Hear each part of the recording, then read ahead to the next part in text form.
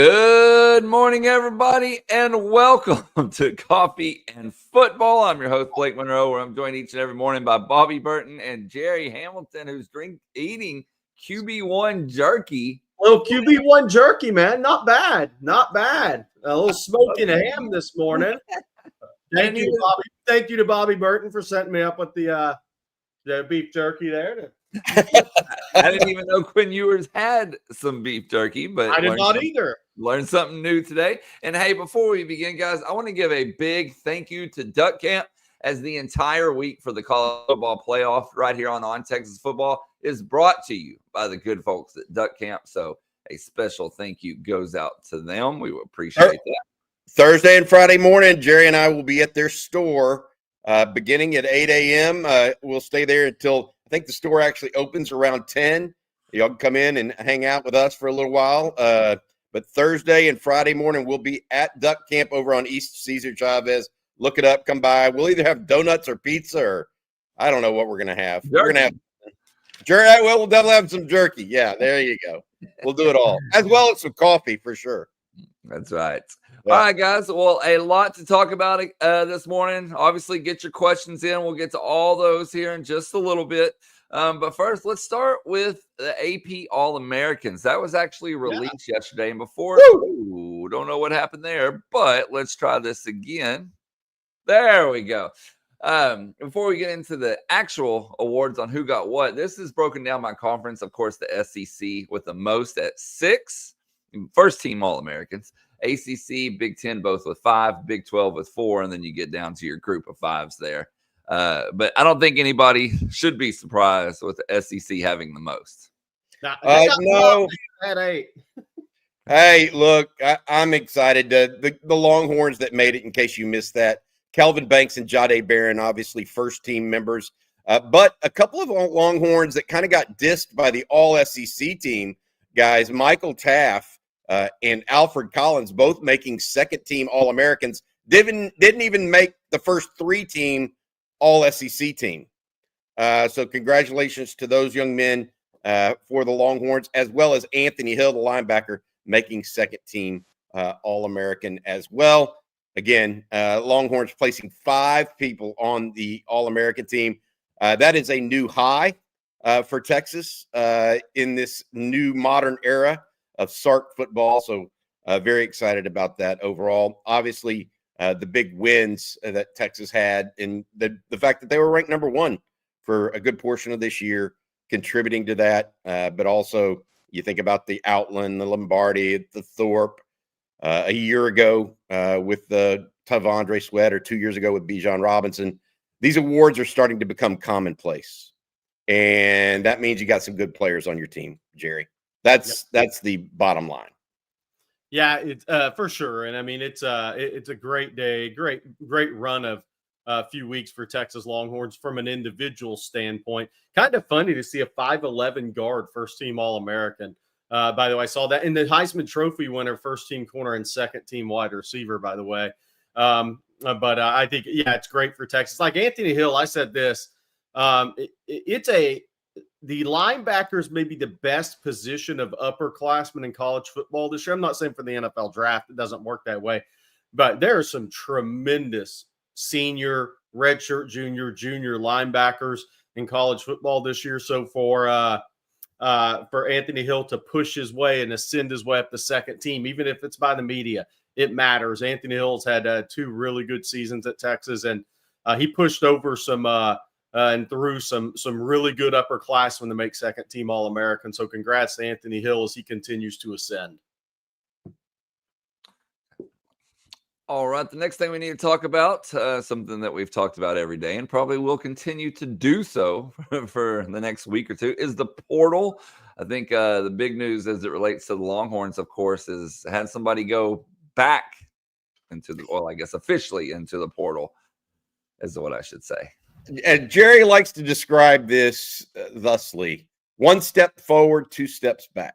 Sadir Mitchell did it yesterday. He is now back in the portal yet again after entering his name, then taking it out earlier in the week.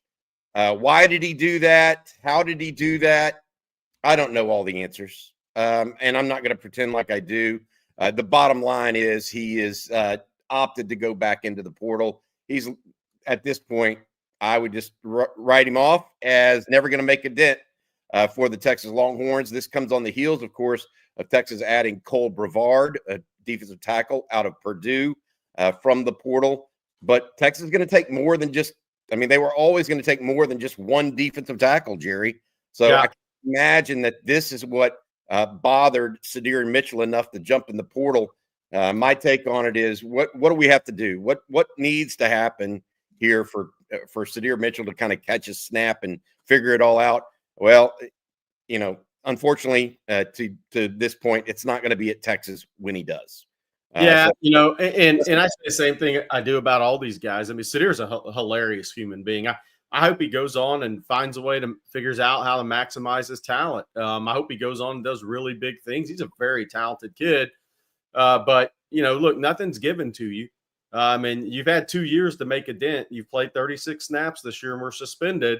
So then Cole Brevard jumps in and has experienced 525 snaps over the ball, and you head back into the portal. So you hope these guys figure it out. You hope they go. Look, and we've said before, guys that leave doesn't mean they're not good players from Texas. There's really good players on SMU and Arizona State's playoff team that transferred out of Texas. But at some point, you got to go figure it out and get it done and start going 2 steps forward instead of one step back instead of the opposite if you're going to reach that ceiling. And Sadir has a big ceiling. There's a reason that Georgia and Texas battled until the bitter end for this guy to get him signed back when you had a national letter of intent. And you hope it works out. You hope it works out for Sadir. But again, you know, him in the last few weeks has been just as he's been since he's been at Texas. Are you in or are you out? Are you in or are you out? And too oftentimes Texas didn't know. And that went. So you just hope he figures it out and goes on and does really good things because he's a talented kid. And by the way, that's why I kind of said, you know, if these guys stay in the portal, because you also have the spring portal, because this already made you move back into the portal. What was going to happen if Texas brought in 3 defensive linemen and you had to compete with 2 of those experienced players in spring practice? I think the result would have been the same. It would have just been later on. It's better Texas knows now. You know, that's not the only thing that's going on in the portal. Obviously, Texas is attempting to add people through the portal, Jerry. They've already got 3 commitments. We spoke to one of them last night, Jack Bomeister, the young man out of Utah. He was on with us on Talking Ball last night. Really a pleasurable interview. And, you know, one of the things I took away from that, I wrote a little bit about it on Texas Football this morning, is how he's an older guy. He's born in 1999. Is that right? I think. Yes. 24, 25 years old at least. And my thought process on this is just how much different he is than, say, a Michael Kern. Now, Michael Kern is going to end up being a good punter, right? I mean, ultimately, he's starting as a true freshman at Texas, but he doesn't have 6 years of being an adult and working on his craft like Jack Bomeister does. He just doesn't. And unless you have, and I will say this, Michael Kern doesn't have the greatest leg of all time. He's not Justin Tucker, right? Where he goes out there and all of a sudden he's kicking the ball 60-yard field goals or whatever in practice. He's got a good leg. But even Jack Bomeister said that he had to develop his over time, right, Jerry, through repetition. And what Texas is getting now is an older guy that has been all conference 2 consecutive years. You could listen to him and tell, in my opinion, what Texas is getting at punter next year. Would you agree with that, Jerry, that you could actually sense who and what he was and what he will bring to the table for the Longhorns? Oh, just yeah. the way he was talking to Jeff Banks and that sort of stuff. Yeah, for sure. I mean, and what you said earlier, and I want to reiterate this about Michael Kern. Bomeister didn't just average 44.7 and 45.5 his last 2 years. He wasn't like that his entire career. His average is first-year punting for Utah, 39.2. So he jumped 6 yards and additional hang time and additional net up by almost 2 yards in year 2 as a starting punter. So that I want to say that about Michael Kern. To your point, Bobby, is that's about where Michael Kern was as a freshman. So it doesn't mean he can't go on and be a good punter. But Bo Meester was born May 7th, 1999, to answer that question. And yeah, I think he's such a strong directional punter that also has a big leg with the hang time more so than the average. Just the hang time, I think is big here in the SEC for him. And we asked him last night about altitude. He said, I don't even think about it. Now, I'm not saying he does or doesn't. That's what he said. But in the humidity in Orlando a few weeks ago, Bobby, you pointed out it was 7 for 47. It's humidity doesn't affect him. If anything, playing in the humidity causes him the situational kick a little bit more and probably takes a yard off his average, what would be yard and a half. So I expect him to come in and be one of the best punters in the SEC in the loaded conference. And I think and nothing against Michael Curran. He has a chance to go on and do really good things. But Texas just got a 2-time all-conference player that's a punter at a position of need. How many in the portal that played Power 4 football? How many guys in the portal are 2-time all-conference selections, first and second team?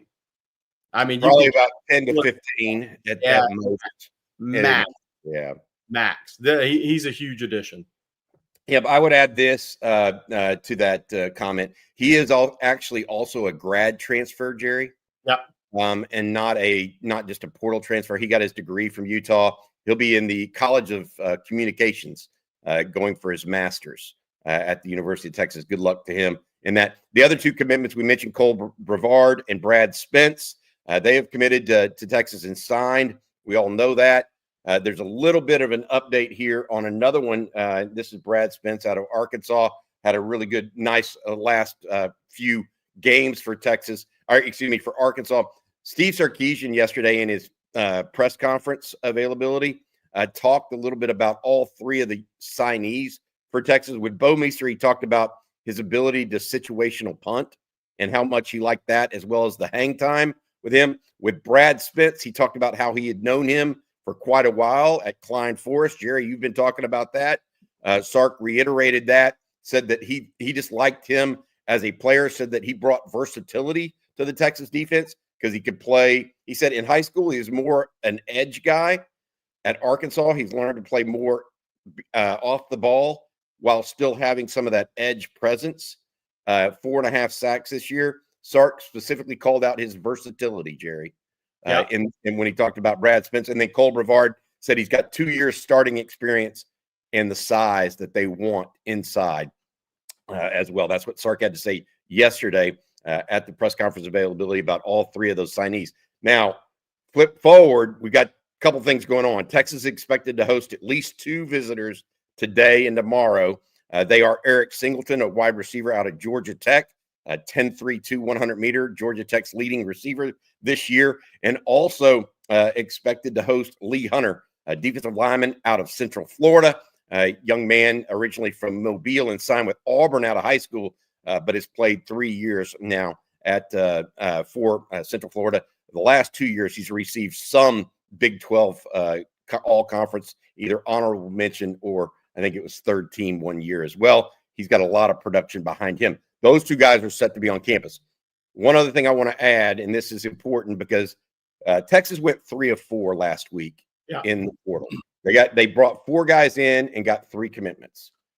Max Clare is the other one that came in. He is the tight end out of Purdue, had a really good year, very similar year to Gunnar Helm, actually, if you look at his numbers. He just played on a poor team. Clare visited Texas on Thursday, Friday, and then A&M over the weekend. He's expected at Louisville today. Now, Louisville is only about, an hour and a half out of Cincinnati, which is Clare's hometown, played at St. X up there in Cincinnati. There is one catch here. Clare has a former high school coach of his on the Louisville staff. So Louisville is a consideration here. We also think Oregon's going to be involved at the end of the day as well. So we'll see what happens with Max Clare, but certainly the Longhorns very active in the portal. There may be other things going on. Jerry, you talked a little bit about the running back spot and whether or not Texas might actually look there. Yeah, there's I want to add this on Lee Hunter. I think Lee Hunter's a huge one. Also interesting of note there, he was at FSU over the weekend where Gus Malzahn is now the offensive coordinator. Obviously, Malzahn's staff brought him from Auburn to UCF. So we'll see if Mike Norvell's NIL fund on his own can have enough of an impact there with Lee Hunter. But I will say this. I think Lee Hunter, that's a huge recruitment for Texas out of the portal because, look, he has the most tackles of any interior defensive lineman in Power 4 football the last 2 years. I mean, 113 tackles from the defensive line position in 2 years is a monster number, So, and he's had almost 30 tackles for loss combined the last 2 seasons. I mean, he is in the Big 12 for UCF. He is a very, very good player, a disruptor, and another SEC body. That's a key recruitment for Texas. That would really take the pressure off if Texas could win that because they'd have 2 good ones, one over the ball, 1-3. And then they could take their time and be really selective for the 3rd and potentially 4th guy. So we'll see what happens there. There's somebody in the chat asked about Roman Hemby, the running back from Maryland who went in the portal. He has not had any contact with Texas. He told me this morning that he has not had any contact with Texas. Does that mean something could happen? We're not going to say that, whether it could or couldn't. We do know that Quentin Joyner out of Manor High and USC visited Ohio State, and Justice Haynes out of Buford, Georgia, and transferring from Alabama, who's at Ole Miss and South Carolina this week. I think Michigan potentially too. Those 2 guys have had some sort of contact. Does that mean Texas is going to push for one of those? We're not saying that. We're just saying that they're kicking the tires. So we'll see where it goes because a lot of this stuff could come down to, I mean, with a running back, are you going to leave one situation and head into the same situation at Texas that you just left? I mean, those guys have to make those decisions. Then it comes down to NIL and all that stuff. I mean, it's going to have to be a really almost perfect fit at running back, I think, if Texas makes a move there. So we'll see what happens. And obviously, Singleton, the receiver from Georgia Tech, scheduled to be on campus today as well. So we'll see what happens with all these guys. But I think Lee Hunter's a really big recruitment. See if Gus Malzahn can pull the upset there for FSU. Because I do think it would be an upset. I will say this. I mean, Texas, if you want to go play for 2-10, I mean, maybe it's his home state too, Jerry. He's from he's from Mobile. Yeah. But Mobile to Tallahassee's off I-10. Mm-hmm. It's not that far. Yeah, I mean, look, we'll see what he decides to do. If he shows up today as expected, at least the Longhorns are going to be in the race. That will not be the last defensive tackle that Texas will go after now that Sadir Mitchell is in the portal either. We should mention that. We've talked about this before about what Texas we think Texas wants in the portal from people. This is the number that we've got right now. Quarterback 0, running back 0 to 1, wide receiver 1 to 2. I wrote a note today, Jerry, by the way. Parker Livingstone is coming on a little bit for the Longhorns. I could see that in practice. I'd heard a little bit about it behind the scenes. I'm not saying he's Ryan Wingo or DeAndre Moore or Silas Bolden or Matthew Golden at this point, but it was pretty clear to see he was in that next echelon, maybe making a move as a freshman. Tight end 1, we talked about Max Clare. Offensive line, we still heard of nothing going on there. Defensive end, we don't think there's going to be one unless Trey Moore opts to go pro. Defensive tackle, Jerry, now I feel pretty strong that you're going to try to get 4, given that Sadir's in the portal. Linebacker, Brad Spence is 1. Safety, most likely 1. I'm in the neighborhood, by the way, Jerry, I don't know about you, of moving safety from 1 for sure to 0 to 1 at some point, because let's see if Texas goes on Dalton Johnson, Arizona safety. They were looking a little bit at Dylan Thieneman, who signed with Oregon, young man out of Purdue. Cornerback, 0 to 1, maybe a Takario Davis type. And then obviously a punter. They took Jack Bomeister as well. So a lot of stuff going on there right now for the Longhorns in the portal. That is a pretty extensive portal update. I hope you guys enjoyed that. We'll get to more if we can as well. I wanted to bring this question up because I forgot something very important yesterday. David Keith Williams was talking about the linebacker group of Anthony Hill, LaFowl, Spence, Ty Anthony Smith. And I mentioned those 4 yesterday. But I also should have mentioned Elijah Bo Barnes as an early enrollee coming in. Elijah Bo Barnes is coming in. He's going to be ready to kind of make a mark as well. Will he have that Ty Anthony Smith type of impact as a freshman? Not out of the question. Obviously, then Jonathan Cunningham, another early enrollee who's playing against Westlake for a state championship in North Crowley this weekend. So both linebacker signees, early enrollees. So you take those 4 guys and you add Bo Barnes and you add Jonathan Cunningham to it. And I really like where Texas sits at linebacker headed in the next season. Like, really likes. Oh, by the way, Buck Travis, 40-yard line tickets for SMU Penn State are $185. Woof. To freeze your butt off. Yeah. That's interesting. No thanks, man. No thanks. I watched that one from the comfort of my home. Well, unless you get warm by Duck Camp clothing, Bobby. And now's a perfect time to tell us about Duck Camp. Hey, absolutely. Our Duck this whole week sponsored by our friends over at Duck Camp. It's college football playoff time. They want to make sure people knew that Duck Camp gear is made for the people that live for the moments out there, like that cold weather up in State College, PA, where there are fish to catch, birds to hunt, time to kill, football to watch. They like doing all that stuff. So they built a company centered on it, based in Austin, and dedicated to giving people best-in-class hunting and fishing apparel. Duck Camp gear has been tested from the backcountry of Alaska to the dove fields of Texas. Also ready to keep you cool and comfortable on scorcher game days, or nice and warm and deer blinds, I guess is the best way to put it. It will stand up to the toughest conditions, but also happily sit down beside a fire and drink a few cold ones if that's more your speed. Some of their featured items: sun protection shirts that keep you cool, dry, and comfy, iconic game series hats that feel as timeless as the hats found in your grandpa's garage. Be sure to check out the new mallard hat and pointer hat in the clay colorway, or this shirt.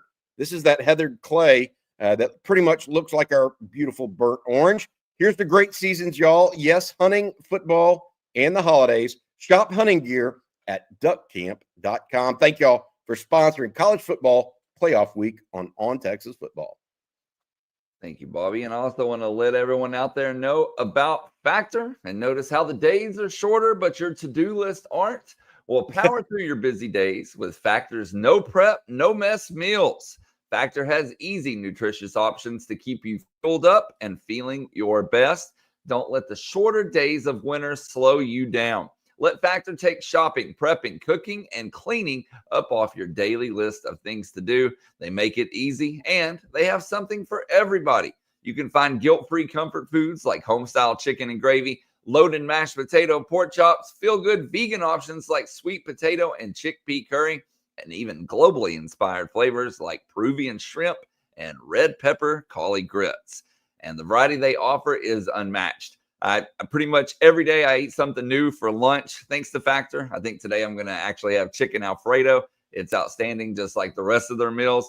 And of course, this morning I woke up and had one of their wellness shots to get my day started as well. So they offer all kinds of things to help you out throughout the day. You can't go wrong with whatever you pick at Factor. So get started today. Head to factormeals.com/Texas50. Use promo code Texas50. You're going to get 50% off your first box plus free shipping. Again, that's code Texas50 at factormeals.com/Texas50 to get 50% off your first box plus free shipping while your subscription is active. We got a lot more to talk about this morning. By the way, Tom Luganbill will be joining us. I forgot to mention that here in about 20 minutes or so. Of course, ACC and ESPN analyst there, always a good insight from him. So it'll be great insight from Luke's, because Luke's used to be sideline reporter, and so he had Texas, I believe, 3 times last season. Then he moved over to ACC to, I think, their number 1 team. So he was in the booth this year with ACC. I think he saw Clemson 2 or 3 times. So it'll be good insight there. His thoughts on Clemson, and he lives in the Charlotte area. He really knows Clemson, obviously, and he knows a lot of kids on these teams, covering recruiting, being part of the Under Armour game as well. So we'll get Luke's thoughts on this matchup. Him having seen Texas 3 times last year, probably watched them on TV this year, but had Clemson, I think, 3 times in person this year. Hey, by the way, people are asking picks for North Crowley Westlake. Man, I won't be popular on this chat. I think North Crowley's kind of a team on a mission this year. I agree. They're very talented. And I think Tony Salazar does an amazing job. One of the best defensive minds in high school football anywhere in the country. Has always been that guy. I think he's done a great job for Westlake. Look, if Westlake beats North Shore and North Crowley back-to-back weeks, they will have more than earned this 6A Division I state title.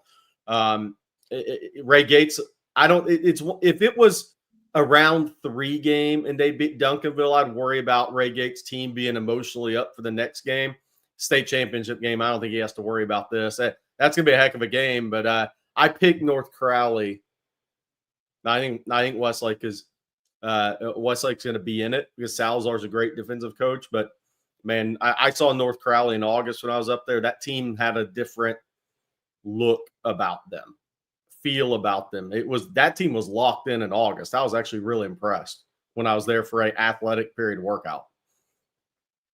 They've got – not only do they have elite talent on that team, Jerry, and this may be the difference from other teams that have a lot of talent like that, they also have some playmakers. Oh, yeah. And I think that could be maybe what gives Westlake some problems. I'm going to go with Westlake, though. Just going to throw that out there. I think, look, what they did to North Shore, pretty strong. I mean, they shut North Shore down, dude. Yeah. So, this isn't the old North Shore, though. No, I know. I completely agree. Yeah. At the same time, that's a physical football team, dude. You don't. North Shore's physical each and every year. It's very rare. It's very rare that 2 defensive head coaches are in a 6A. That's true.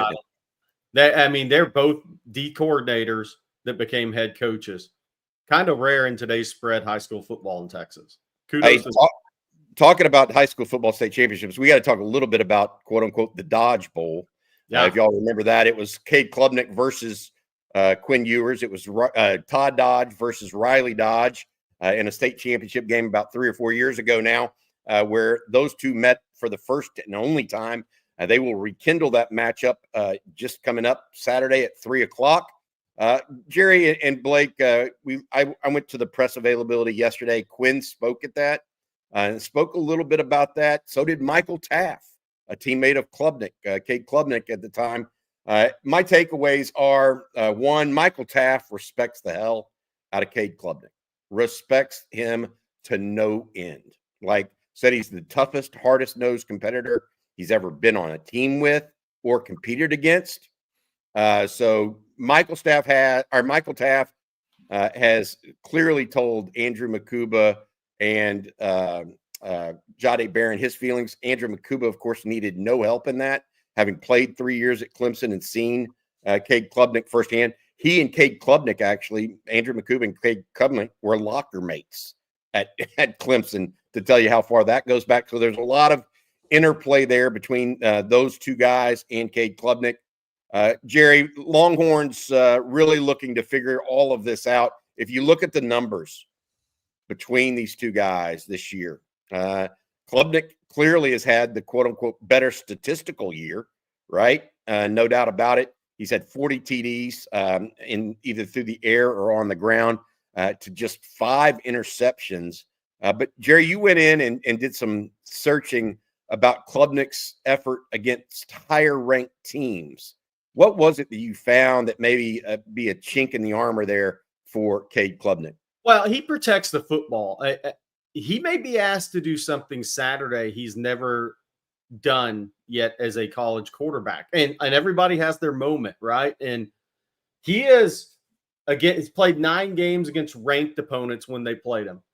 Only one of those games has he ever thrown for 300 yards. I think Saturday may be the first time he has to legitimately say, this game's on me, and I'm going to go win this football game against a team that's really, really good. And it's going to have to be on my shoulders, and I'm going to have the biggest game of my career. I kind of think that's what we're looking at with Cade Klubnik. I'm not saying he can't do it. I'm not saying he can do it. What I am saying is, in his career to this point, and he's started, over 20 games, he's never had that game where it was just, he just blew the doors off statistically and just put the team on his back and went and won a football game. And I'm not saying his record's 1-8 against ranked opponents. That's what I'm saying. I'm just saying in those games out of the 9 ranked opponents he's played as a starting quarterback, he's had one game of over 300 yards.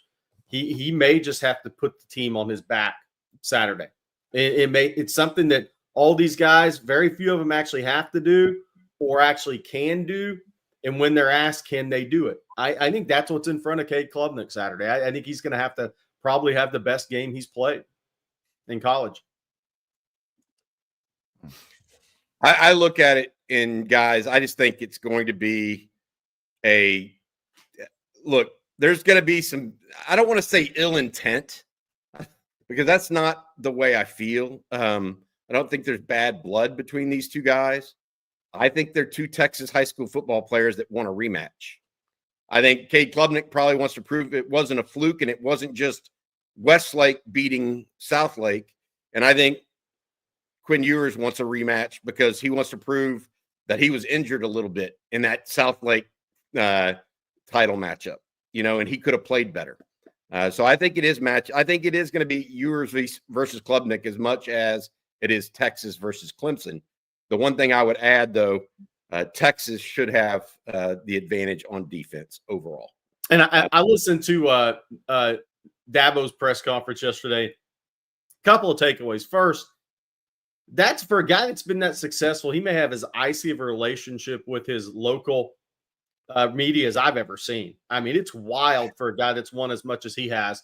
But with that, so we have that Dabo press conference up on the YouTube channel. You can watch that and Cade from yesterday. You guys can watch that. The Dabo one's kind of entertaining, by the way. But he admitted Phil Moffitt's got to have shoulder surgery after the season, and he's just got to go. He's just got to tough it out. And that was kind of a real transparent quote he gave, because that's pretty much admitting what Larry Williams, who covers Clemson, does a great job, said Friday on the Coffee and Football, is that he's been playing with one shoulder. Pass pro, he's not using both shoulders. He's using one shoulder. There's been times where he ran out of bounds during the regular season to save his shoulder. Well, Phil Moff is a good player, more of a downhill back. He can't do that Saturday. He's got to throw his body out there. It's win or go home. It's win or surgery next week. I mean, it's essentially what we're talking about here. So it's going to be hard to protect yourself in this game and give Clemson the best chance they can to win. So it'll be interesting. And their number 2 running back, Haynes, I believe, tore his ACL on a kickoff early in the second half against SMU. So he's done for the year. So they have a little depth issue at running back. And their top guy who's rushed for 1,000 yards, a good player, is clearly not healthy this season. And Bobby, you pointed out one of the other things with Clemson I think it'll be interesting to see is they have a lot of youth on defense because they have not been a team that's gone to the portal. They started 4 sophomores and 2 freshmen in the ACC championship game. They don't have as much experience as a lot of teams Texas has played this year because Dabo doesn't go to the portal. So it'll be interesting to see, is that why they give up a lot of big plays? Because against the 5 best teams they played on their schedule this year, they average giving up 428.5, 429 yards per game. And they're susceptible to really big plays. Is it that youth? We'll have to see. Youth at linebacker a little bit in one spot, who Sammy Brown's a really good young player. Youth in the secondary at some spots. Even though Avion Terrell is going to be an NFL draft pick, still a younger player. So is that youth going to be an issue for them in Austin Saturday? We'll see. Yeah. TJ Lindsey, Peter Woods. They at one point this year, they were starting 6 sophomores on defense alone. I would say this, the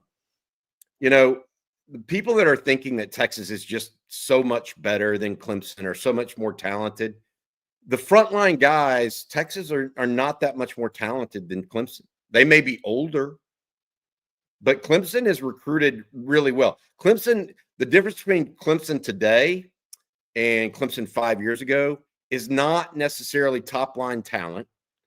It's depth. They don't have the depth because they've been decimated by the portal and Dabo's lack of attention to it. Whereas Texas is backfilled, or Georgia's backfilled, or Ohio State, or any of those, they backfilled, right? Dabo hasn't. So he's coming to town with a team that is all his own in some regards. He's done a good job recruiting high-end talent. His issue, in my opinion, is going to be depth. And here we are 14 weeks into a season, Jerry, where his depth is going to be tested. So we'll see what it looks like. One other thing I want to mention from Steve Sarkisian's press conference, if you don't mind, real quick, guys. We know now Texas has, I believe, 9 guys in the portal. It may be 8. I can't remember exactly. 9 guys in the portal with Sadir Mitchell entering it. If you missed our conversation earlier about that, he is now back in the portal. I thought this was really good news and heartening. Steve Sarkisian said that at least 2 players would, even though they've gone in the portal, would stick with Texas through the college football playoffs. Okay. And kind of complete their mission with Texas. Justice Finkley is one of them. Young man out of Alabama, been an excellent player and student at the University of Texas. So glad he's sticking with it through this. Tia Savea, the defensive lineman transfer out of Arizona, he's going to stick with Texas through the playoffs. That's particularly interesting because as Texas loses a Sadir Mitchell for the playoffs, who may not get more than 10 snaps in a game or 5 snaps, Savea provides some added depth. And then yesterday, Sark had said there may be another 1 or 2 that also decide to stay on. Tassilia Kana was out at practice yesterday as well. So those 3 guys are still staying through, even though they are officially in the portal. And Steve Sarkisian is allowing them to, by the way, because he thinks this is another thing about Steve Sarkisian. His rules don't have to be hard and fast when they don't make sense. Some people, well, if you're in the portal, you're in the portal, period. Right? He realizes times are changing on an annual basis, and he's reacting accordingly. I think there is an element of, if you've been a really good culture fit at Texas, then hang with us till it's time to go. Yes. Period. And I think that's respecting what those guys have put into the program from a culture standpoint, from a locker room standpoint. I mean, Justice Finkley has been amazing for Texas. He has been a great representative of Texas football. It's just come time where he needs to go get on the field more. He just got passed over by some younger guys, and that doesn't mean Justice Finkley can't go somewhere else and be a really good player. I think he'll have a really good season wherever he goes. But he's been really good and a great culture warrior for Steve Sarkisian at Texas, and Sark's rewarding him for that because he knows he's a big part of his team, even though he's not playing as many snaps as he has in the past. I like that. Somebody asked, people are asking about Damon Payne from Bama, who just went to the portal. I think Texas is going to go for more experienced production players. And that doesn't mean Damon Payne's not a good player. He's originally from Michigan, but he was more of a lighter rotational player for Alabama. That one would surprise me a little bit. Whitney Gadsden has a question I think we need to address here. Oregon pretty much has the hardest route to the national championship game. Would y'all say Texas has the second hardest, that they have to go through each conference champion? I actually would not say that. I think Georgia, the crazy thing, I think the 1 and 2s have the toughest paths. I agree. That's what we talked about. It's Georgia ridiculous. might have an off week, but they're probably going to play Notre Dame, and if they win that, they're probably going to play Penn State. I mean, that is 2, but with your backup quarterback, that's 2 tough games. And I think Georgia can – I'm not saying Georgia's going to lose, by the way, because Georgia has more talent than those teams. And but they have a tough path. And then Oregon, I think, has got a tough path because they're either going to play Tennessee or Ohio State neutral, and then they have to play in Dallas if it's Texas. I mean, if it's Texas and Dallas, that's a tough game. So Oregon, the 1 and 2s have the toughest path to me. I've told y'all, I talked about this 2 weeks ago when I was looking at the draw. Yeah. I mean, setting up your 3 and 4 seeds that when they should really be 10, 11, or 12 is exactly backwards of how this was supposed to set out. Yep. No doubt. And so, whatever. I mean, there's a lot that needs to be changed. Ward Manuel, the chair of the playoff committee, says, well, we're not sure it's broke yet. That was his quote yesterday. We're not going to change it yet because we're not sure it's broke. I'm here to tell you, Ward, it's broke. Yeah. You shouldn't give automatic seeds to conference champions. They should get automatic bids, just like the NCAA basketball tournament. Right. But when Duke and North Carolina are your 2 best teams and they just happen to play in the ACC, well, in basketball, guess what? They seed them. They give them 1 seeds in different regions. Yes. That's what needs to happen here.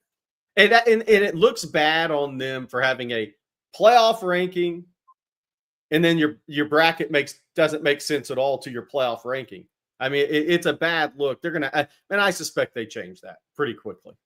Yeah, I think that the Big 12 and the ACC,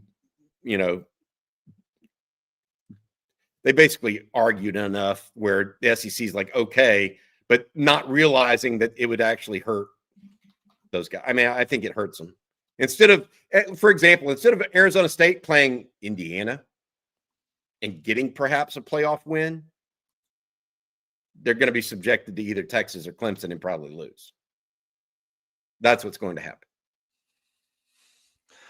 All right, guys. I want to knock out a couple of these super chats real quick. Let's do it. David Edwards says, has Texas asked Chick-fil-A if Bevo can come to the Peach Bowl? Really good question. I don't here's what I would say. I don't think that Bevo is going to be allowed in that stadium, period, is my understanding, based on the conversation that happened last week or 2 weeks ago in Atlanta, because it's at the Mercedes-Benz Stadium in Atlanta, and it wasn't a SEC rule. I think that was the sidelines of Mercedes-Benz Stadium are very thin, so they're not broad and they don't have a lot of space, and so that's the thinking behind not allowing Bevo to go. And no matter what we think of this, I mean, a couple of media people were almost bludgeoned to death, came within inches of dying live. I mean, and that would, I'm not trying to be an ass, but that would pretty much ruin the bowl game. Yeah. I'm sure Tom Luganbill can talk about that too. Yeah, he will. We're going to bring Tom in here in just a second. But first, Bobby, I'm going to let you tell everyone out there about Tile. Yeah, the holidays are here. It's Christmas time and nearly time to stuff those stockings. You can do just that with Tile.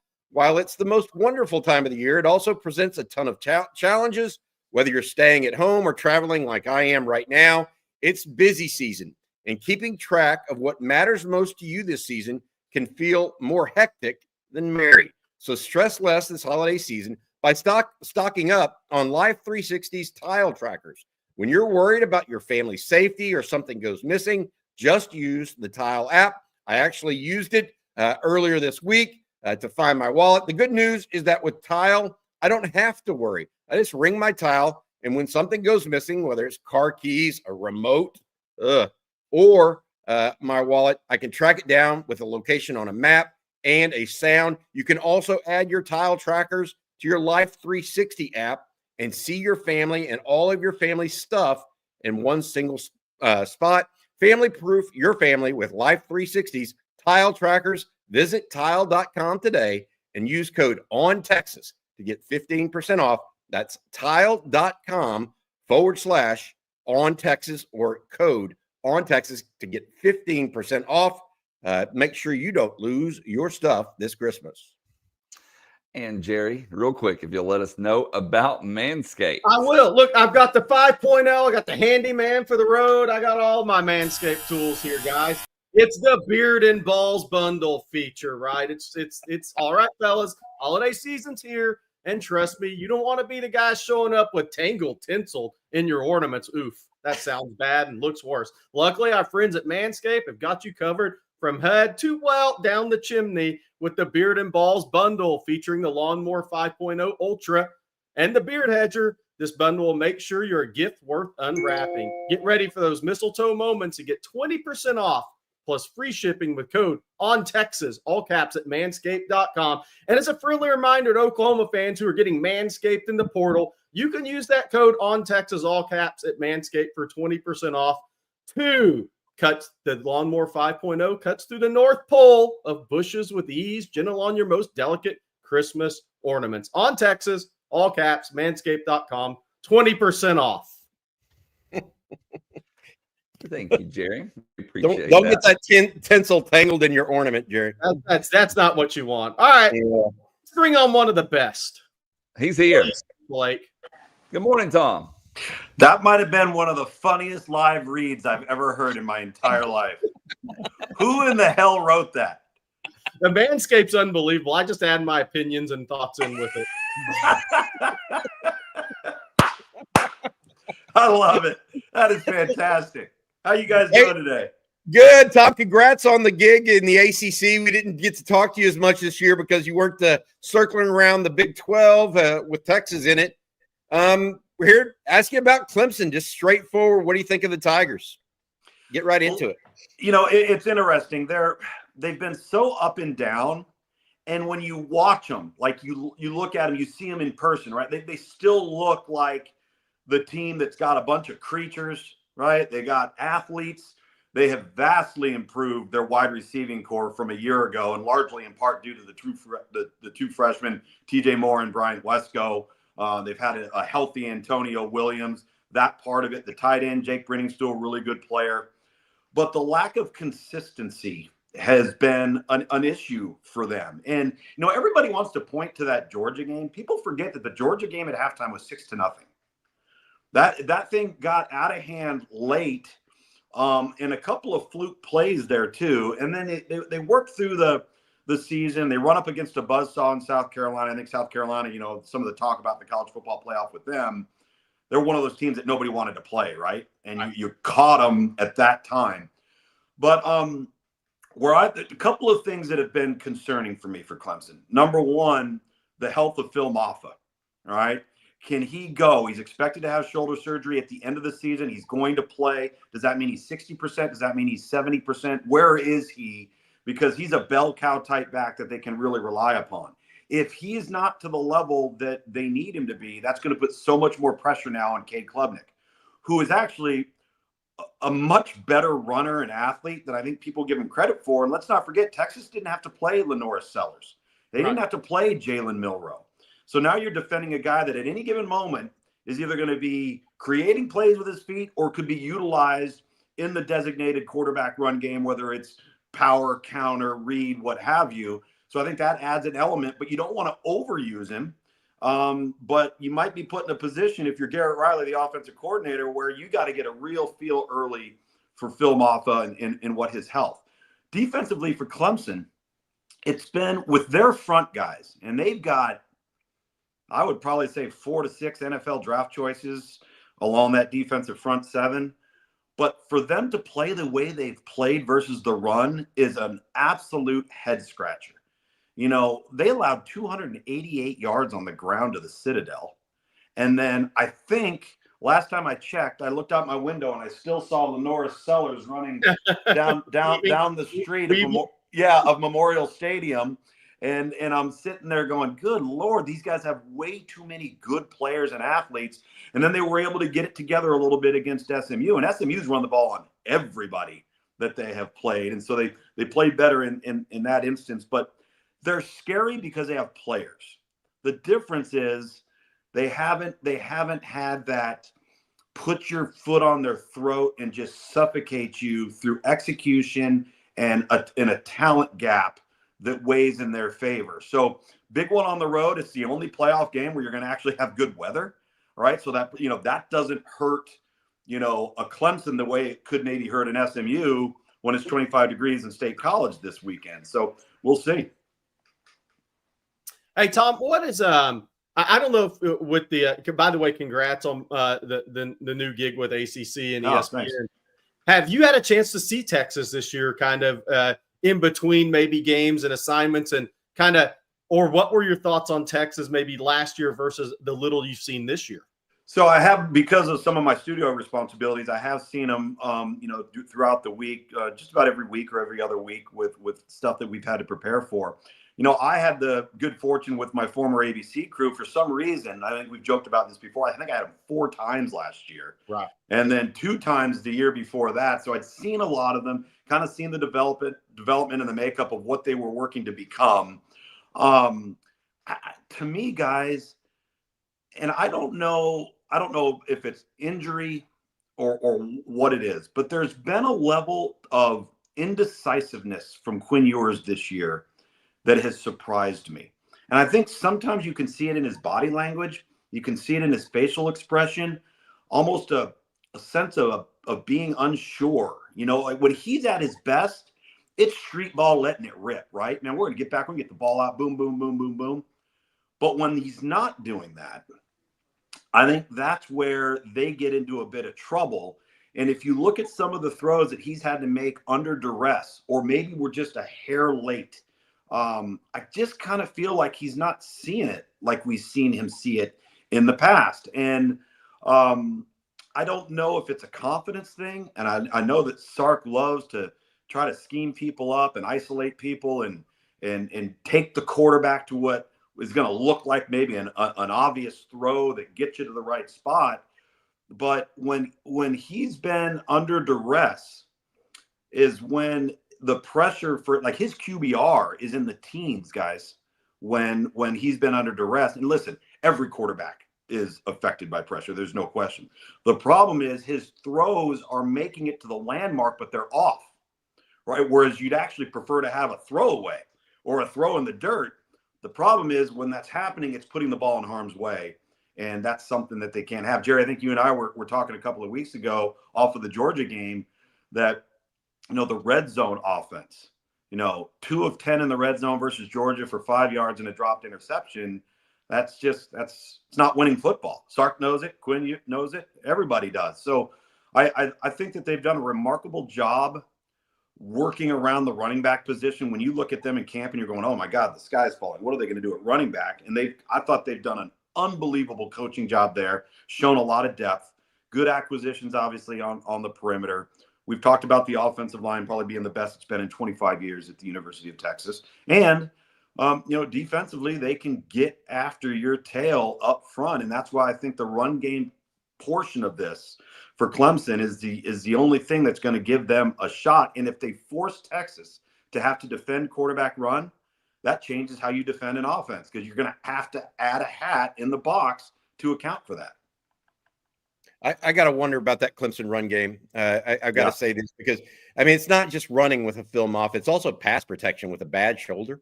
Yeah.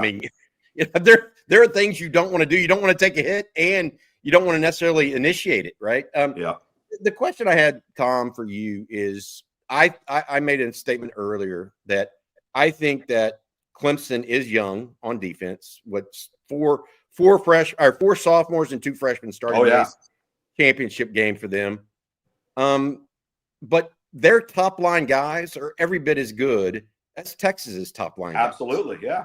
Their ones are it's the depth and Dabo's reluctance maybe to go in the portal to backfill that may actually be somewhat of the difference in this game. It's Texas's depth that you look at and experience. Right. The defense is, Clemson's defense has plenty of NFL talent. What they don't have is 3 years starting experience at safety in an Andrew Makuba or a Michael Taft or a Jade Barron or guy. Though that's the difference in this game. It's not necessarily quality of personnel. You Correct. agree with that? Their frontline guys are their youngest guys who are then going to be prone to probably make more errors, right? Doesn't mean they're not talented. They are, along the front with guys like TJ Parker and Peter Woods and DeMonte Capehart and all of those guys. The difference between this Clemson team, to your point, that's very, very talented, is the guy behind that guy, instead of him being maybe a junior, he's a freshman or he's a redshirt freshman. And it's almost like there's a gap there where they missed a cycle. They didn't, but that's just how their roster manipulation, I think, has worked out. So when you get to this point, and I firmly believe this, because when they expanded to 12, and if you're really going to be honest about this, to run that gauntlet, right, to have to win 4 games. Yeah. Do you know how many things are going to have to weigh into your favor? Like, not only are you going to have to be talented, you're going to have competitive depth where when you rotate, the guy coming on the field is no different than the guy that just walked off the field, right? That's number one. Number 2, you're going to have exceptional quarterback play, all right? It's no different than the NFL playoffs. You're going to have luck, all right? You can't get injured. All of these things are going to play a huge role, which is why when you looked at it and they expanded to 12, if we're going to be honest here, we're going to sit there and say, how many teams are actually built like this? 5, 7, maybe, right? Texas is one of them, all right? Ohio State's one of them. Georgia's one of them. It's the usual suspects. But it's even if you're talented and you're good and even if you play well, the likelihood of doing that for 4 straight weeks, if you're not one of the teams that earn the bye, it's hard. I mean, like it is. This is going to be a battle of attrition for everybody, and it's the first time we're embarking on it. Hey, Luke, I got 2 questions for you. One, thoughts on the Clemson offensive line. Can they hold up against Texas? Because Texas is, 38, 39 sacks this year, and with a low blitz rate. I mean, they're doing it with 4 and 5. 4 down, yeah. Yeah. And then the second part, because we do have a lot of SMU talking here being in the playoffs. Thoughts on SMU maybe against Penn State? And because I know you've seen SMU a few times as well. Yeah. So last year we were the official voice of Texas Longhorn football. This year we had SMU 4 times, and then I'm on their sideline for the game this week as the reporter for their sideline. And so so now I'm the official voice of SMU football. But listen, I think SMU, they've earned what they did in the ACC championship game. They saved themselves, guys. I mean, that second half performance and that fourth quarter performance, everybody saw it, and the committee's watching it and going, whoa. Because the thing about SMU that they had not done until the ACC championship game was beat themselves, right? They play where they run the football, dynamic quarterback, stop the run, they score on special teams. The only negative they had throughout the year that plagued them, it didn't bite them, but it plagued them, was they were heavily penalized. But they didn't turn the ball over. They didn't make sloppy mistakes. And then all of a sudden they go out in the ACC championship game and they do exactly that. So when you do that and you haven't done it for the previous 12 weeks, Rhett Lashley's got to be standing there on the sideline going, what are we going to do? Like, this hasn't happened to us. Are we going to fold our chair and go home, say we're not ready for this moment? And they did the exact opposite. And I think that carries some weight for them going on the road. It's going to be 25 degrees. You're going to play in an environment they probably haven't played in even close to since before the death penalty, against a team that's probably going to outman you personnel-wise. But SMU's playing with house money, guys. Yep. All right. They're playing with house money against a team in Penn State that always beats the teams that they're supposed to beat. But when it becomes a big game, they've struggled to close that deal. I think that weighs in the favor of SMU. They're a good football team, man. Where I think that they proved their worth is in preparation for this season. They did a great job in the transfer portal, in the trenches on both sides of the ball. They knew that transition from Group of 5 to Power 4 is where they would run out of gas if they didn't have Power 5 talent and Power 5 depth. And that's why they're where they're at right now. And they deserve a lot of credit as a coaching staff for the job that they've done there. I think that game's going to be really intriguing, but I don't think SMU can be sloppy. I think SMU has to play the way they've played essentially every game except for the Clemson game if they want to have a shot to be in the game in the fourth quarter. So, we'll see how that entire thing plays out. What was the first question you asked me, Jared? Clemson's offensive line. What are your thoughts on them? Can they hold up against the Texas front 4 and 5 man pressure? Because Texas doesn't blitz at a high percentage. Yeah, it's a great question. It's the best offensive line Clemson's had in the last 3 years. And really, the last 3 to 4 years, if you wanted to point to a problem at Clemson, it was in the offensive line.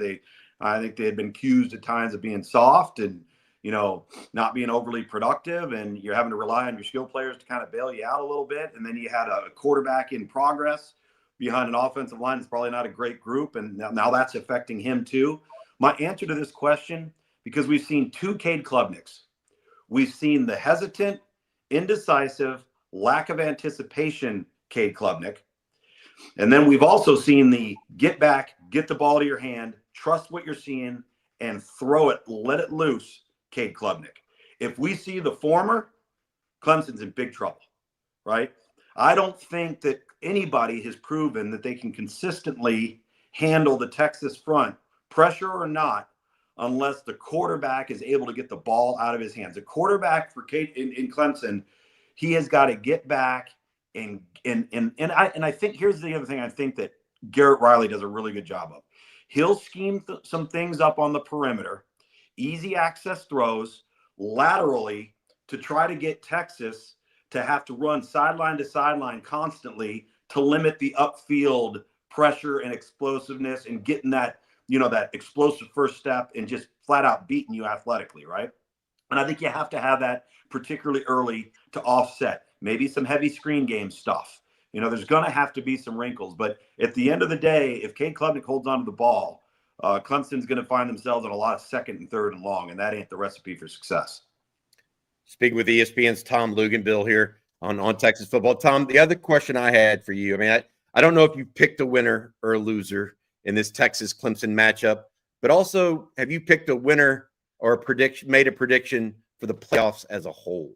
Where are you at on those two things? If I knew what Georgia's quarterback situation truly was and what exactly they are going to have to do, and listen, you go back to 2014 and Ohio State did it with a third-team quarterback, but they didn't have to play 4 games, right? Yeah. And so it's been done.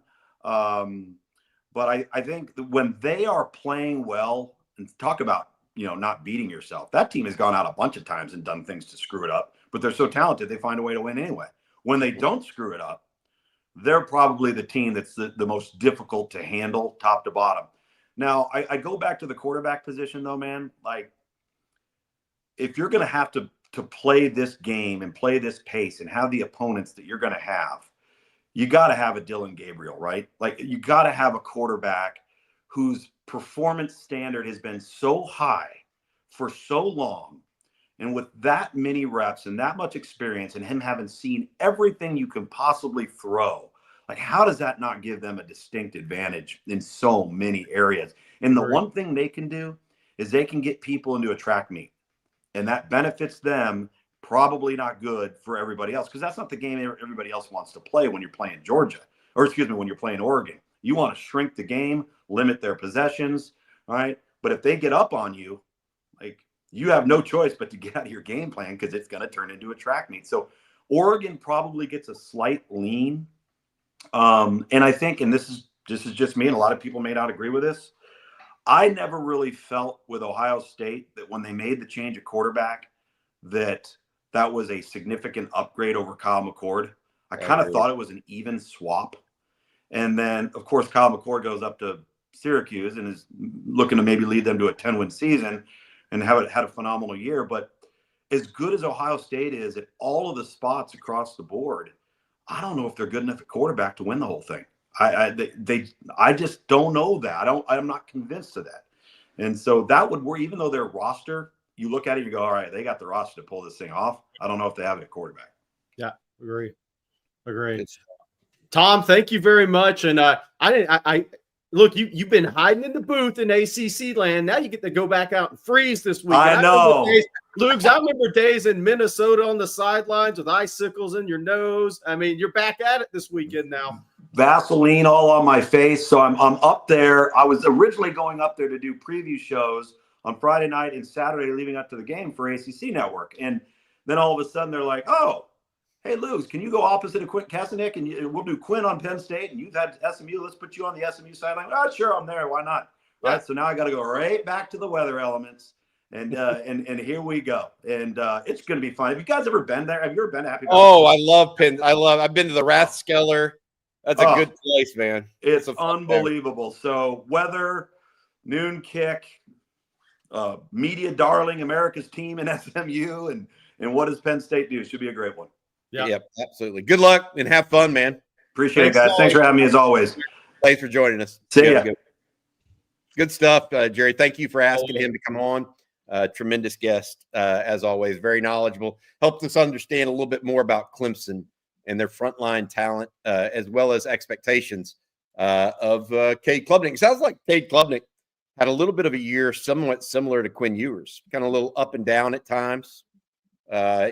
He did mention something about Quinn Ewers that I was nodding my head in agreement with, and that's Quinn feels like at times he can be indecisive and unsure. And it's interesting that he noticed that from afar, because I think that's one thing that the Texas fans were also nodding their head in agreement with as well. So good stuff. Thanks for having us. Thanks for Larry Boone's asking about Ryan Williams. I mean, he's in. And I know everybody's the rumors about Ryan Williams. Is he going to jump in the portal or not? I'm putting him in the Kenneth Grant and Mason Graham category of portal entrants.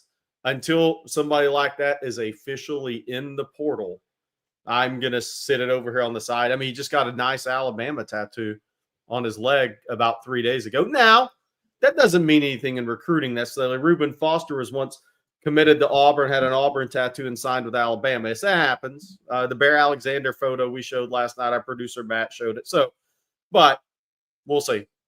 Until the name is in, fun to talk about. So people have also asked, sorry, about the price tag for Eric Singleton, Bobby. It's been people just rumored $2 million, whatever. People can say whatever they want. He ain't getting that. Yep. Completely agree. Not happening. Well, something that is happening is me telling you guys about future fans. And I love this picture, man. I love this picture, Blake. I got to get the picture. I'm glad you said that, Bobby, because I do need to get the picture up here so everybody can see that I'm not just talking a game. I do believe in future fans as well. So I'm going to just pop it up here so y'all can see. But experiencing a deep playoff run is like nothing else in this world. It's a shared experience with family, friends, and strangers, anticipating the next matchup and living and dying on every play when game day finally arrives. You'll create memories that will last a lifetime. And for the first time ever, that experience is finally here for college football fans with the 12-team playoff, and it starts Saturday at home against Clemson. And if you have young kids, or even if you know young kids that are in your family, then there's one thing that you need to make sure they get to experience that magic right alongside you, and that's Future Fans football. Trust me, this is going to be the best $50 you're going to spend. Future Fans helps little kids become big football fans by embedding the rules of football into parallel games and activities in a way that is absolutely genius. We actually started on this last night, that book that my son Kai right there is holding. That's the first step into that. You read that and then you go on. So we started that step last night. But seriously, go to futurefans.com right now to see what I mean. Again, futurefans.com, and let the little ones in your life experience the magic of this playoff run right alongside you. And I want to thank them for sponsoring. Good for sons and grandsons alike. That's right. I like somebody yesterday killed me with the comment that said, "Do they have one for my wife?" I thought that's a good idea right there. A really good idea. Maybe that's their next product line, right? Yeah. Definitely. Hey, Blake, by the way, you know your wife does a good job when you go to visit if you go to other houses around Christmas time, and you're like, it just doesn't even compare. Your wife, your wife's doing a good job, right? Yeah, I'm telling you, it's like being on set of a Hallmark movie. That picture is just a small portion. That's not how many the trees whole do you house. have in your house? 2 or 3? Right now we have, I think 4. 4 Christmas trees. Holy cow! In 3 different rooms. But I will say one of those is something that Cooks gave Colt when we went home. They made him a Christmas tree. But I mean, it's probably about that big or so. I don't know. But that is one of the 4 that I'm counting. So this is hilarious. You had to pause to count the Christmas trees now. Well, usually we actually have more than that. Like usually there's one in every room of the house, but this year with Colt being in the hospital, she wasn't able to go all that. She only got 4, and she only got 4 up in her spare time. Yes. Blake has to have a 3rd car garage for Christmas. I rent a storage shed. Like seriously, we have a storage shed that's full of her decorations from all the different holidays. 4th of July, fall, Thanksgiving, Halloween, and especially Christmas. Love it. All right, let's get to some more super chats. Antonio Harris says, Jerry, did Texas recruit Cam Ward, a Texas kid? Thanks. Boy, do I have a story on this one. So his longtime QB trainer in high school and early on in college happens to be somebody I know very well. And no, nobody did coming out of high school. He went to Incarnate Word. And then he was really good there, transferred up to Washington State. And just so happens that this quarterback instructor, he was trying to get him somewhere in the state of Texas at a Power 4 at a major university. And he was pretty much down to it, and he knew Texas wasn't gonna happen. And so he went to Jimbo Fisher, said, "Hey, it's a guy I think you should probably take a look at. I think he's really good. Now all you guys are missing on him, and he's going to be a really good player." And Jimbo said, "Not good enough to play here." Sent him on his way up to Washington State. So not Texas specifically. Nobody recruited him in the state of Texas. And I'm saying nobody, not your A&M, not your Texas, right? After he goes to Washington State and tears it up, obviously other people want him. But then it gets into a different NIL world, different game, and only a select couple could have competed in that sandbox, and they weren't in a position to do that as far as where their depth chart was and whatnot. But it's funny how some of these we've told the stories before about, Mac not offering Andrew Luck and not offering JT Barrett, and when those guys wanted to go to Texas. Well, it also happens at other places. Jimbo turned down a guy that might have saved his job. I think about it, and it's not exactly like he grew up in a football powerhouse. Nah. He went to West Columbia. Yeah. Southwest side of Houston. I just did not throw for a lot of yards, all that other stuff. So I feel like I feel pretty strong about this kind of stuff. I go back and I remember guys, Jerry, you talk about this. How do you miss on Terrell Owens out of high school? No. You know what? You know how you miss on him? He doesn't catch any passes and he plays linebacker. Right. That you're going to miss on him. The thing that those guys have in common, though, is unreal ability that's just untapped. And that's how guys like Cam Ward come to fruition, in my opinion. Unreally talented guys that just haven't had their potential tapped. That's how those guys come about. So Terrell Owens ends up at UT Chattanooga, right? Instead of Tennessee or Alabama or Notre Dame or wherever, right? It happens. No doubt. And it still happens, even a little bit in the day and age of Huddle and YouTube. Still happens a little bit. Well, Isaiah Nayor is a good example, right? Not even the top wide receiver at his high school. Right. Okay. Now, he didn't do much at Texas, but he went up to Nebraska, had a decent year this year, right? But he was the second or third wide receiver at his high school until he went up to Wyoming and showed that he was much. It still happens. It's that untapped potential that some guys just fly beneath the radar because of it. And by the way, one of the guys that's been popular in this chat and will be front and center as North Crowley senior receiver Quentin Gibson, who signed with Colorado over Ole Miss and had no offers coming into his senior year. And I actually, when I was through North Crowley earlier this year, I asked them, and they're like, "Man, he has gone way above and beyond what we expected him to do." I mean, that is there are still these guys and different than what you were talking about, Bobby, but Quentin Gibson's an undersized kid who's always been tough, had always gone between a corner receiver and return man, had some really good players in front of him at times when he was younger at North Crowley. But this year, he just absolutely took off as a player and a playmaker, and that confidence continued to grow. All the quickness, the speed, and all that explosiveness were there. It just didn't come out until this year. I know we have some other questions to get to, and we'll do that in a second. But I want to circle back because it's been a while for those people that have jumped in. We need to get to this question just to give everybody a sense of where everything is at based on yesterday. There was a press availability with Steve Sarkisian. There's also a media viewing session of practice.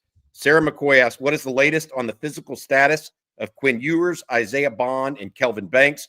Are they 75%, 80%, or better at this point for Saturday afternoon's game? I think Quinn Ewers is 95%. I asked him about his physical. I asked him how he's doing physically yesterday during the media session.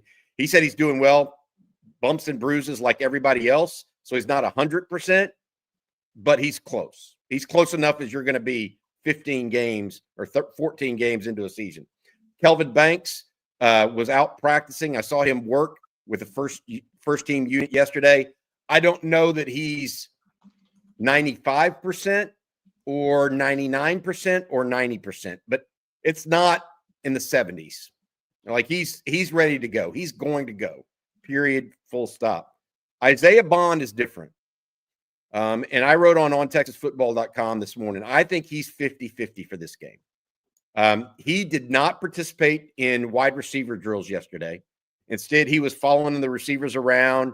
He didn't look like he had a hobble or anything like that, but he wasn't participating in full contact drills or even running routes on air with the quarterbacks. Okay. He was limited, the true sense of the word. The difference is this. I think that he was dressed out, though, and he wasn't working on the side. And that tells me he's somewhere in that netherland, like in purgatory between yes or no. They're waiting to see how it responds the rest of this week for Isaiah Bond. So I actually put him, I don't know how he's doing physically. I would put him at a 50-50 chance to play on Saturday. Yeah. Ewers definitely okay. Banks good enough. Bond uncertain. That's how I would answer that, Sarah. Thanks for the question. And I'm sorry I know I went out of order there on you, Blake, but I wanted to go back because we hadn't addressed that fully in a while on this. And I know some people come in later. So nope, you're all good. Something else that you need to address, Bobby, because we've had quite a few questions today and yesterday. People asking about the OTF tailgate. I know you got some news there. So we do not have a tailgate for this game as of right now, and I don't think we're going to be able to do it. Just not enough pre-sales to do it. So we're gonna not have a tailgate. Please go out though. We'll be out. I'll be out at Flat Creek Winery, I think, or hopefully Jerry will be as well. That place is right across from the north end zone in the Hall of Fame. So Flat Creek Estate Winery has a place there. Make sure you go check that out as well. And I may do some of our pregame from the Elliott Electrical tailgate. One of our guys that's on here a lot, Jason Watts, has that. Which I've done a pregame before from there when the music was too loud in some other spots. So that's right up there along where all the tailgates are as well. So we'll let you know more on that later in the week. There you go. All right, we got another super chat here from Jerry's Jack Links. Thank you, Jerry's Jack Links. As always, some of Quinn's biggest strengths last year were taking care of the ball and the fourth quarter. I just don't get what's changed. Is it the run game? The offensive line is better this year, so I just don't get it. Man, it's that's crazy because Quinn in the fourth quarter last year was awesome. That was his best quarter of football in 2023 was the fourth quarter. Statistically, QBR rating, all of that from what I remember.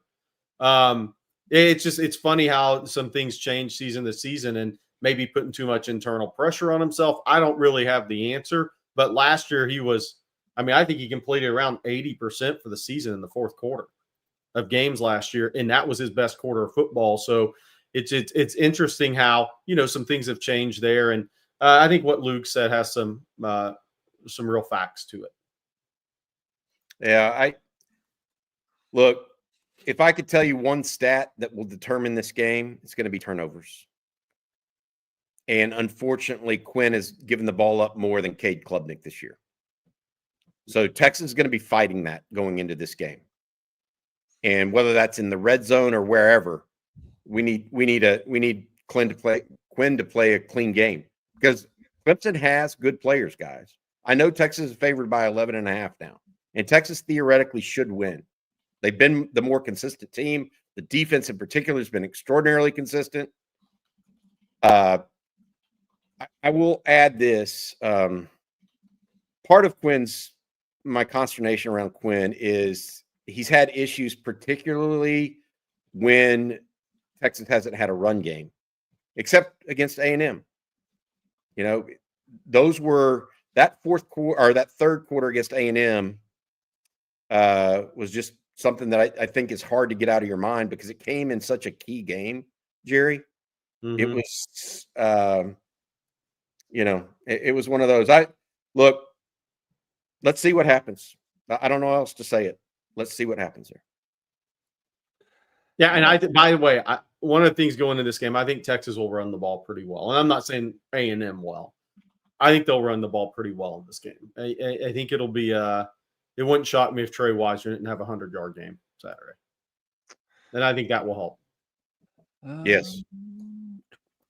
So Splendid Daddy, formerly Sugar Daddy with the super chat, says, what do y'all think of Mateer, the FCS slayer? Of course, talking about Washington State quarterback John Mateer. But I know everyone thinks he's going to OU. Apparently, Miami has emerged as a real threat to land him as of this morning. Oh, Brent Venables, don't let him make that visit, man. They drop you off. You know how this goes, Brent. Now, they get you off the plane. They take you to South Beach. You look at the G-strings, whatever you want to say on the beach there for 48 hours. They call you in the office at the end, and Mario said, you want to be a Cane? Where do you sign? I mean, that's the official visit process at Miami. If I'm Oklahoma, I'm really worried about this visit. I'm really worried, and especially that Cam Ward is a Texas guy who transferred down there and had pretty good success. Those Miami visits are scary now. Scary thing. The scary thing. My Mac didn't like them. Don't like the Hurricane visits. Not at all. Can you imagine going from Washington State? Washington State, by the way, beautiful area of the country. People haven't been up there. But, I mean, seriously, can you get more polar opposite than the mountains and then getting dropped off in South Beach? I mean, seriously. As an 18 or 19-year-old, give me a break. I mean, how many people would withstand that? Norman, Oklahoma, pretty easy to handle by comparison if you're a 19, 20-year-old kid. Really, I mean, look, by the way, we talk about like must-get recruits in the high school level. This is a must-get recruit for Oklahoma. I mean, they hired the OC. You can't lose this one. And an assistant. Yes. They're all in. All right, Bradford. Thank you, Bradford. Any interest in Travis Shaw, former 5-star defensive tackle from UNC? Not that I've heard. To this point. Not but that means things can't develop. Yeah. Jerry, we've been looking, and you know this, and we've talked about it off air, so I'll share it here. We're actively monitoring some guys behind the scenes right now. Let's see what happens in the next week to 10 days. I mean, we've heard of some things going on behind the scenes. Let's see what transpires and doesn't, especially along the defensive front. I'll put it that way. I'm not talking about Ryan Williams, the wide receiver at Alabama, going in the portal. I'm talking about defensive front type guys. Yeah. So let's see where that goes. Lance Jackson practicing with team today. I think he's got a 48-hour window where he can't do that per NCAA rules. But he did get into Austin Sunday night. He went through the physical process. We'll have to see if he's out there later this week and who else is maybe out there with him. I don't think he'll be the only one.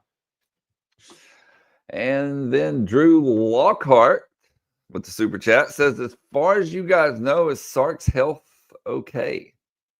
If he wins Saturday.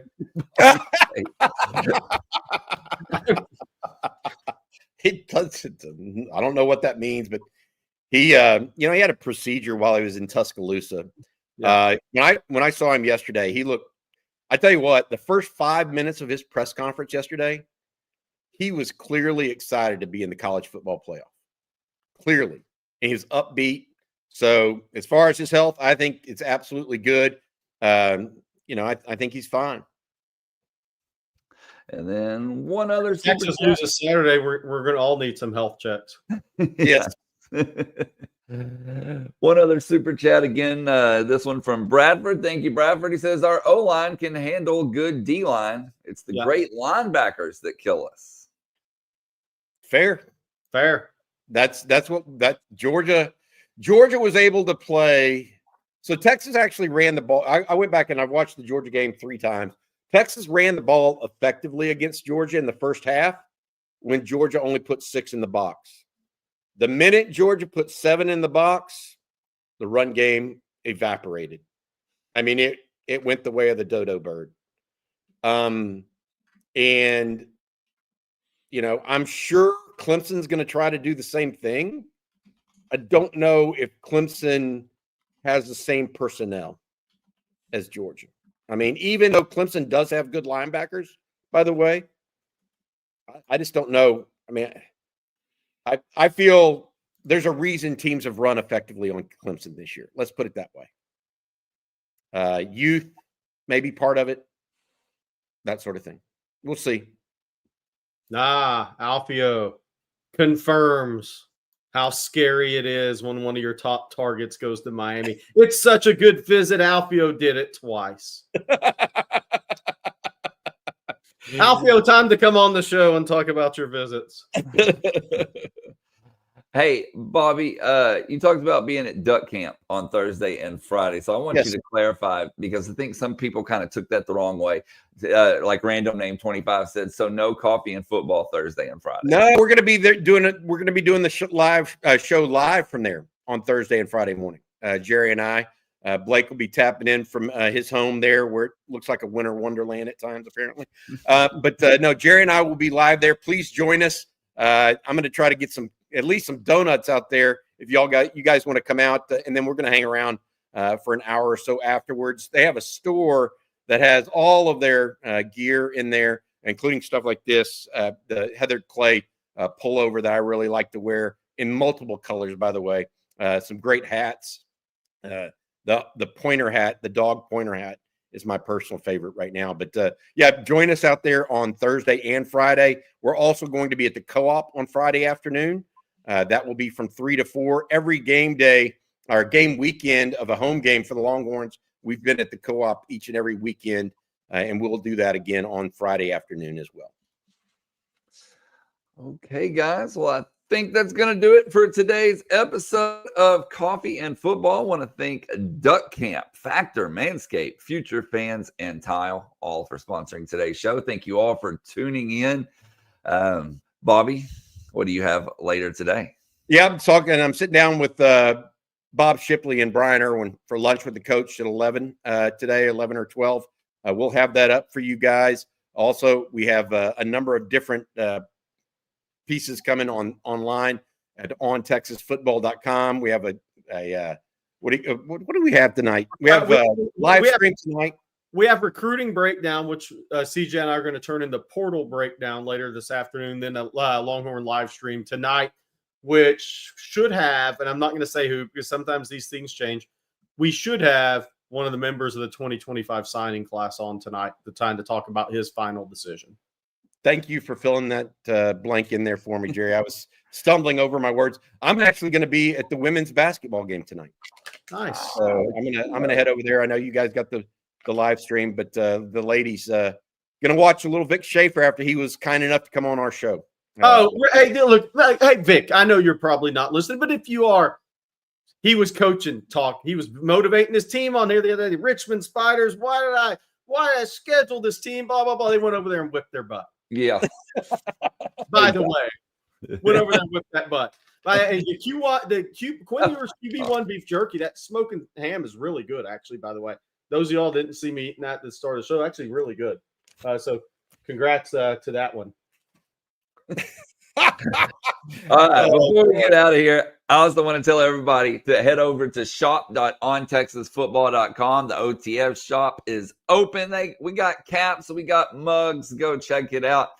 And it makes good Christmas presents for anybody, for yourself included. So be sure to check that out at shop.ontexasfootball.com. Also, please hit that like and subscribe button, ring the bell, so you're notified anytime that we go live or post content. And then when we're not live on here, we're over at ontexasfootball.com. You can become a member for $39.95 using promo code OTFOG. That'll get you a full year subscription for right under $40. And you can't beat that on TexasFootball.com. Well, we will be back same time, same place tomorrow. So for Bobby Burton and Jerry Hamilton, I'm Blake Monroe, and we'll see you then. Hook 'em.